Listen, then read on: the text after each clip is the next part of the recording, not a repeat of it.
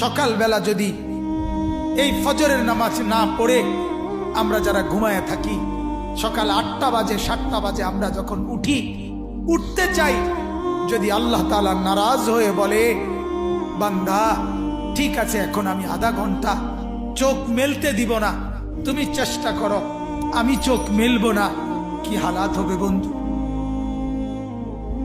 কেমন হবে? তোমার চিৎকার দেখবে কে? তোমার চিৎকার দেখবে কে তখন? এজন্য আল্লাহ তাআলা বলেন আমি রব্বুল আলামিন, আমি আল্লাহ তাআলা অসংখ্য গুনাহ মাফ করে দেই। বলতেছিলাম জমিন বলে আল্লাহ ওরে উল্টায় দেই, ও ছবি দেখছে, ও নাচ দেখতেছে, উলঙ্গ দৃশ্য দেখতেছে, ও সুদ খাইতেছে, ও ঘুষ খাচ্ছে, ও অবৈধ ইনকাম করছে, ও জিনা করছে, ও ব্যভিচার করছে।